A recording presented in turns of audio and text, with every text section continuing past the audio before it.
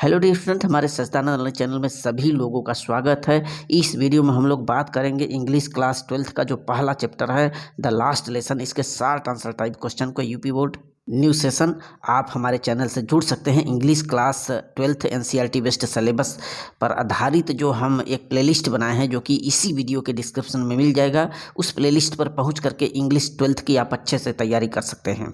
तो जो पहला चैप्टर है द लास्ट लेसन, इसके क्वेश्चन आंसर को हम लोग चेक करते हैं। जैसा कि आपको पता है कि यूपी बोर्ड एग्जाम में जो प्रोज है उससे एक लॉन्ग क्वेश्चन और 2 शॉर्ट आंसर टाइप क्वेश्चन आपको देखने को मिलेगा परीक्षा पेपर में। और 2 शॉर्ट क्वेश्चन 3 दिया रहेगा, 2 करना है, जो कि 8 नंबर का रहेगा, 4 नंबर का, और एक लॉन्ग क्वेश्चन 7 नंबर का पूछा जाएगा। इसका सिलेबस आप नहीं देखें तो हमारे जो है डिस्क्रिप्शन बॉक्स में जाइए, हमारे चैनल पर इसी वीडियो के डिस्क्रिप्शन में जाइए, वहाँ पर सिलेबस आपको मिल जाएगा अगले सत्र का। New session the last lesson first chapter. तो आपके बुक का जो पहला चैप्टर है, इसका पहला क्वेश्चन यहाँ पर दिया गया है, what was the bulletin board, how was it important. यानी बुलेटिन बोर्ड क्या था और ये किस लिए, कैसे ये महत्वपूर्ण इतना था। देखिए, जो बुलेटिन बोर्ड था इस चैप्टर में, जो कि जो एम हैमल के लिए वो जो लड़का फ्रेंच था, एम हैमल द्वारा उसको पार्टिसिपल पर जो है ना होमवर्क दिया गया था, जो कि अच्छे से तैयार नहीं किया था। और उस दिन वो जा रहा था स्कूल के लिए, तो रास्ते में वो जो बुलेटिन बोर्ड यानी कि सूचना का केंद्र था, जिस पर कि तमाम दुनिया भर के सूचना केंद्र और युद्धों से संबंधित और जो हारे हुए युद्ध होते हैं, तमाम खबरें जो होती है देशों के बारे में, यह सभी उसी बोर्ड पर प्रकाशित होते थे और इसीलिए इसका इम्पोर्टेंस महत्व भी था। देखें, the bulletin board was only medium of communication between the official and the public. यहाँ पर बताया जा रहा है कि जो बुलेटिन बोर्ड था वो आम लोग, पब्लिक और जो अधिकारी होते थे, उनके बीच ये दोनों के बीच ये संवाद का माध्यम था, कम्युनिकेशन का एक मीडियम था, माध्यम था। All the bad news came from the bulletin board for the last 2 years. और पिछले 2 वर्षों से जो भी समाचार होते, इसी बुलेटिन बोर्ड पर जितने भी बैड न्यूज होते, इसी बुलेटिन बोर्ड पर प्रकाशित होते आते। For example as the last battles, जैसे खोए हुए युद्ध हों, the draft, the order of the commanding officer ETC, जो भी ड्राफ्ट होते थे अर्थात सेना में भर्ती का कानूनी आदेश संबंधी समाचार होते थे, और जो सेना अधिकारों के आदेशों संबंधी समाचार होते थे। खास करके यहाँ पर दिया गया है कि the draft, the order of the commanding officer, सेना अधिकारियों के आदेश संबंधी समाचार इसी बुलेटिन बोर्ड पर प्रकाशित होते और लोग देखते। क्वेश्चन 2 देखिए, what did M Hamel say when Franz reached to the school.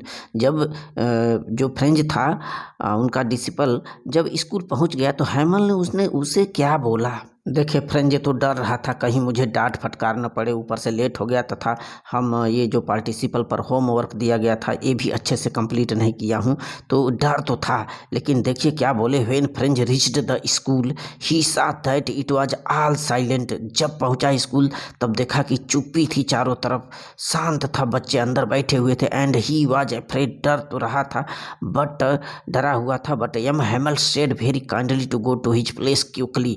लेकिन यम हैमल उसको डांटे फटकारे नहीं, बल्कि बड़ी ही विनम्रता से बोले, जाओ जाओ जल्दी से अपने स्थान पर चले जाओ, अब हम कक्षा स्टार्ट करने ही वाले थे तुम्हारे अनुपस्थिति में। क्वेश्चन नंबर 3 देखिए कि what did M Hamel speak first in the class that day about the last lesson. तो उस दिन लास्ट लेसन के बारे में एम हैमल ने बच्चों से क्या बोला, आखिरी उस पाठ के बारे में पहली दफ़ा स्टूडेंटों से उन्होंने क्या बोला। देखिए, M Hamel said addressing his children that it was the last lesson. उन्होंने बच्चों को सुझाव देते हुए बोला कि देखो बच्चों, ये मेरा अंतिम पाठ है। ही वुड गिव देम, जो भी तुम लोगों को मैं दे रहा हूँ ये मेरा अंतिम पाठ होगा। The order had come from Berlin to teach only German in the school of Alsace and Lorraine. देखो देखो, ये जो बर्लिन से आदेश आया है कि आज फ्रांस के विद्यालयों में जर्मन भाषा बच्चों को सिखाई जाएगी, पढ़ाई जाएगी। वही बोल रहा है, the order had come from Berlin to teach only German in the school of Alsace and Lorraine. जो फ्रांस के एल्साक और लोरेन स्कूल हैं वहाँ पर कल से जर्मन भाषा पढ़ाई जाएगी आप लोगों को। The new master would come the next day. आप लोगों का जो नया टीचर है वो कल आएंगे, और that was their last French language, और यह मेरा अंतिम पाठ होगा। अब क्वेश्चन नंबर 4 देखिए कि क्या दिया कि what did Franz think after hearing about the last lesson. तो उस अंतिम पाठ, जब उसके टीचर हैमल ने बोला कि ये देखो मेरा अंतिम पाठ है, तो उस बात को सुनने के बाद फ्रेंच क्या थॉट किया, क्या सोचा। देखें, after hearing about the last lesson Franz felt very sad and these words were like thunder claps for him. तो सुनने के बाद तो काफ़ी दुखी महसूस किया और ये शब्द तो उसके लिए बिजली के कड़क की तरह थे। ही had not learned enough about the French language का, और जो फ्रांसीसी भाषा था न तो सही से लिख पाता न तो समझ पाता अभी, और he had fast his time for seeking bird sex. पूरा जो समय होता था वो अपने मनोरंजन में पक्षियों के अंडों के पीछे बिता दिया, जहाँ पर उसको फ्रांसीसी लैंग्वेज सीखना चाहिए था, लिखना चाहिए था, उसको आ नहीं पाया। यही सब चीज़ें जो था वह सोच रहा था। क्वेश्चन नंबर 5 देखेंगे। यहाँ पर क्वेश्चन दिया है कि did French reside the participle how. क्या फ्रेंच ने जो पार्टिसिपल पर उसको होमवर्क दिया गया था, क्या दोहरा कर गया, याद करके गया स्कूल में, और दोहराया तो कैसे। देखिए, इसका आंसर उसकी चाहत तो थी, मैं सब कुछ अपना अंदर जो भी मैं जानता हूँ पूरा सही सही उच्चारित कर दूँ सभी लोगों के सामने, बट ऐसा कर नहीं पाया। Yes, Franz recited the participle, दोहराया तो जरूर, but he had not learned the rules of the participle. तो सही से याद तो कर नहीं पाया था। He wished to read without mistake, हालांकि वह यही उसकी चाहत थी कि मैं बगैर किसी गलती के, त्रुटि के सब कुछ कह दूं, अपने टीचर को सुना दूं, but he got mixed up on the first word. लेकिन पहले ही शब्द में वह उलझ गया था, सही से जवाब नहीं दे पाया वहाँ पे। क्वेश्चन नंबर 6 देखे, whom did M Hamel blame for the ignorance in study and why. यानी कि पढ़ाई को नज़रअंदाज करने के लिए किसको किसको वह दोषित की दोष आरोपण किया और क्यों। बहुत इंपॉर्टेंट क्वेश्चन, प्रीवियस पेपरों में आया हुआ क्वेश्चन था ये। तो फ्रेंच के जो टीचर एम हैमल थे उन्होंने दोषारोपण उसके माता पिता को भी दिया। M Hamel blamed the parents Franz for poor condition in study. उसको पढ़ाई में इतना डैमेज सिचुएशन के लिए उसके माता पिता को तो दोषित किए। रीजन इसका क्या था, because his parents were not anxious enough to learn him. लेकिन उसके माता पिता जी उतना चिंतित नहीं थे उसको पढ़ाने के लिए, उसको सिखाने के लिए इतना पर्याप्त, इसलिए दोषारोपण दिए। सेकेंडली ये है कि they liked him to work on farm for a little money. उसके माता पिता यही चाहते थे कि किसी ये फैक्ट्री में, किसी फार्म पर, कारखाने में जाकर के थोड़े से पैसे के लिए काम करे ताकि उन लोगों का जीविकोपार्जन चले। उसके माता पिता की चाहत थी, इसलिए नहीं पढ़ पाया, वह सीख नहीं पाया फ्रांसीसी भाषा और सही से समय पर उस जा नहीं पाया। अगला दिया कि ही blamed himself also for giving him holiday for fishing. और उन्होंने अपने आप को भी दोषारोपित किए थे जो हैमल थे, क्योंकि जब जब भी उसको छुट्टी चाहिए था या उनको भी मछली पकड़ने या मछली खाने की इच्छा होती तो तुरंत उसको छुट्टी दे दिया करते थे, हॉलीडे दिया करते थे। ये सब तमाम चीज़ उन्होंने दोषारोपण किए। क्वेश्चन नंबर देखिए 7 देखिए, बहुत ही इंपॉर्टेंट क्वेश्चन है कि how did M Hamel say about the language and its importance, अथवा what did M Hamel say about the French language. फ्रांसीसी भाषा के बारे में एम हैमल ने क्या बोला दुनिया का सबसे ब्यूटीफुल और तार्किक भाषा है तो यदि फ्रांसीसी भाषा ही है। देखें क्या बोले, M Hamel said that the French language was the most beautiful language in the world. संसार में सबसे ब्यूटीफुल लैंग्वेज है, ये भाषा है। It was the clearest and the most logical, और यह जो है सबसे जो है क्लियरेस्ट है, स्पष्ट है और बहुत ही तार्किक। It is as if they had the key to the prison. यह तो जो है उन लोगों के लिए जेल की चाबी की तरह है जो कि कभी भी जेल से छूट सकते हैं उससे ताले को खोल करके। ये उन्होंने बताया जो हैमल थे इस फ्रांसीसी लैंग्वेज के बारे में। क्वेश्चन 8 देखें, दिया है कि what did Franz think about the pigeons why. कबूतरों के बारे में जो फ्रेंच था उसने क्या सोचा, क्या उसकी सोच थी और ऐसा क्यों। देखिए, फ्रांस के एल्साक स्कूलों में अब अगले दिन जर्मन भाषा, बच्चों को फ्रांसीसी भाषा के स्थान पर जर्मन भाषा पढ़ाया जाएगा, सिखाया जाएगा, ऐसा हैमल ने बोला था उसके टीचर। तो उसने यही सोचा, Franz thought about the pigeons they would make them sing in a German if they would make them sing in German. क्या वे लोग यानी कि जो बर्लिन वाले हैं, क्या फ्रांस में जर्मन भाषा कबूतरों को भी बताएंगे। या कबूतरों को जर्मन में गाने के लिए जो है प्रेरित करेंगे। He thought so because at the time after coming to the German language the pigeons were going very low. ऐसा इसीलिए सोचा क्योंकि जब जर्मन भाषा आने के बाद यहाँ पर फ्रांस के जो है देश में जो कबूतर थे, कबूतर भी अपना बहुत ही कम आवाज़ में अपना कूकू अर्थात गीत गा रहे थे, इसीलिए ऐसा उसने सोचा। क्वेश्चन नंबर 9 देखेंगे कि what did M Hamel observe there at last. तो कक्षा में जो उनका लास्ट आखिरी पाठ था वहाँ पर उस कक्षा में उन्होंने क्या निरीक्षण किया, क्या ऑब्जर्व किया। देखिए M Hamel observe first at one thing then another as if he wanted to fix in his mind just how everything looked in that little school room। तो देखिए एक चीज़ के बाद दूसरा, एक चीज़ के बाद दूसरा, कभी ब्रेंच को, कभी डेस्क को, कभी खिड़कियों को, कभी बाहर बगीचे को, हर चीज़ को अपने आँखों से वो देख लेना चाहते थे।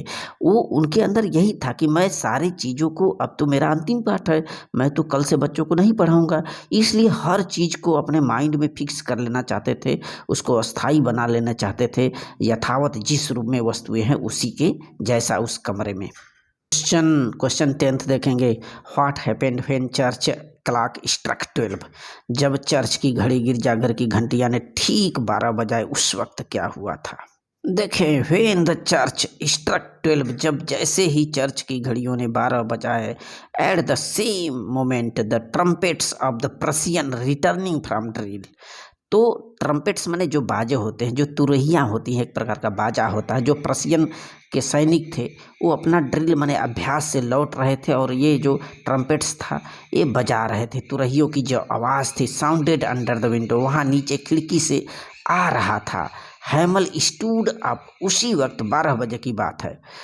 हैमल स्टूड अप, हैमल खड़े हुए कक्षा में बच्चों के सामने, very neutral in his chair, अपने कुर्सी पर से बहुत ही उदासीन, नीरस, दुखित मुद्रा में उठते हैं। Then he turn to the black board, तब ब्लैक बोर्ड की तरफ मुड़ जाते हैं।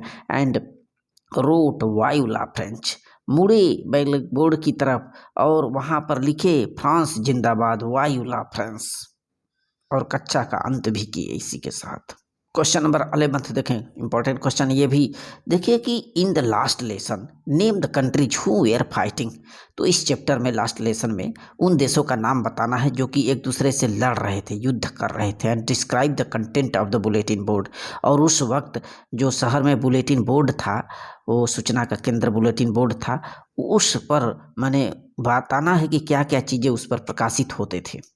देखें इसका answer, in the last lesson French and प्रसिया, France and प्रसिया where fighting. तो खास करके जो दोनों देश थे फ्रांस और प्रसिया, ये युद्ध कर रहे थे।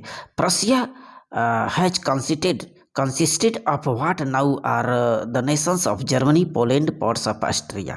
जो देखिए प्रसिया जो है ये जो भी उस समय जाना जाता था, लेकिन बाद में इसको जर्मनी का राष्ट्र माना जाता है। जर्मनी से संबंधित था, पोलैंड से, और ये ऑस्ट्रिया का ये हिस्सा था। ये जो प्रसिया था सबको मिला करके प्रसिया था। और the contents of the bulletin board were the lost battles draft और the order of the commanding officer etc।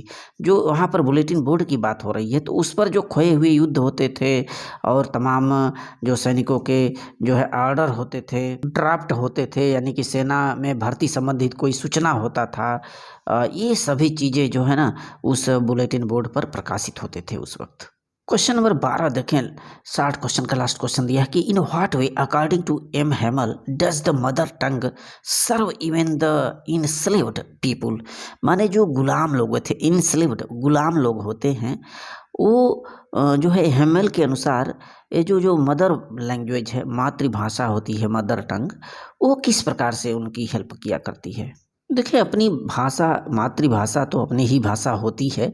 तो उन्होंने बताया कि when a nation is insult, जब कोई देश राष्ट्र गुलाम होता है, as long of people hold fast to their language, तो उसके जो लोग होते हैं यदि अपनी भाषा पर पकड़ बनाए हैं, उनकी जो भाषा है, it is as if they had had the key to their prison. तो उनकी जो अपनी निजी भाषा है, जो मातृ मदर लैंग्वेज है, वो तो एक जेल की चाबी की तरह, हैड की टू देयर प्रिजन। तो एक जेल की चाबी की तरह है, जिसका ताला तो बंद है लेकिन चाबी उनके पास है, अर्थात वो कभी भी उस अपनी भाषा से उस ताले को खोल करके मुक्त हो सकते हैं, आज़ाद हो सकते हैं। तो it is their moral duty that they must guard it among them and never forget. तो इसलिए ये हर लोगों का ये जिम्मेदारी है, नैतिक कर्तव्य है कि अपनी भाषा को सुरक्षित रखें, गार्ड करें, इसको न कभी भूलें, फॉरगेट ना करें, क्योंकि ये तो बस उसी तरह से है, जेल के चाबी की तरह है।